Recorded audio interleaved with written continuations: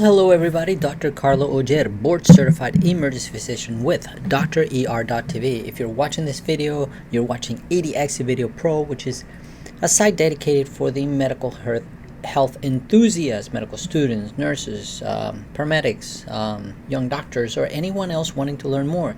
These are my two new pups. This is Woody, and he's a German Shepherd / Poodle, and this is Buzz. He's a English Labrador, and I'm really happy to have them. They're like 2 months and 3 months each, and it's a lot of work, but I'm happy. All right, we're gonna do a potpourri of pictures to see some stuff. This is a really bad airway. This is a gyroscope machine showing the image of what we see when we try to intubate the patient. We put this little device down the throat. Look at the vocal cords. You cannot see the vocal cords. The soft tissue around is very swollen. You can see that right there. This is another very difficult airway. You can see the swelling in this area here. This is where the vocal cords should be, and you can see that it's all swollen, full of secretions. The patient has to be suctioned and stuff. And this is the kind of things that makes us really scared when we're taking care of patients. When we see this in the airway, I mean, this could be an epiglottitis, this could be angioedema, which causes soft tissue swelling. This patient probably was having breathing compromise, and when they went in, this is the picture they got. So this patient is potentially very ill. This is an x-ray of a baby who swallows something metallic, and you can see right here it's got a rim around this, so we know this is a bottom battery, and bottom batteries are horrible, especially if they're upper airway. Once they're in the stomach, sometimes they don't have to go and get them, but when they're up here, they're usually stuck in the esophagus, and this is the lateral film. And you know that that's the case. It's in the esophagus because the coin is this way instead of this way. If it would be this way, when a coin is going through the vocal cords, so the vocal cords would be somewhere like, yeah, like this, and the coin falls in like you're putting a coin on a machine, goes in like that. So then it would stay on an AP diameter, looking straight at you like that. So when you do the lateral film, it would look more like this. So it's like pointing this way.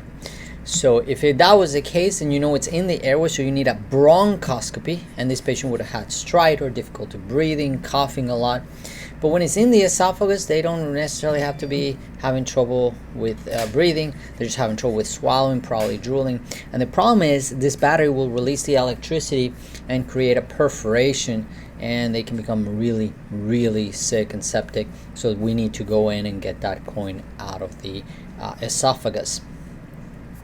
This one I showed in a recent video on DrER.tv. This is a patient who stepped on a wire there. The 3 prongs are plugged into the soft tissue, but there is no bone damage. So all you have to do is pull it out, wash it off, give him antibiotics. But if he's in a lot of pain, you can inject him, put some numbing medicine in here, pull it out, then you can wash it out, clean it out, and then control the pain, put him on some antibiotics and stuff. This one is a sad one. This is a 15-year-old sent to the ER for abnormal chest x-ray. Family was told it was possibly lymph nodes. I hate being the one to tell the families bad news. Let's look at the x-ray. What's that? Oh, you're talking to me? No, I'm doing a video here. I'm sorry. You can see right here the mediastinum is really large. Patient, this is the x-ray from the outpatient, and then this is the CT scan with the large lesion here. And look at that. So this is probably a cancer, and this is a young patient with cancer. It's pretty bad. Obviously going to need debulking surgery, in which you have to take away most of the tumor out, chemotherapy, radiation therapy, and so on. I don't know what the biopsy findings are as to what kind of cancer it is, but no matter what, this is a bad one. The main thing here and why we're including it is to learn, right? And to learn that an abnormal x-ray like this, where the patient has a very large mediastinum, that should not look like that. It normally should look somewhere like this, right? So you know that there's something there, and that's because it's got this huge mass in the mediastinum. So that is no bueno at all.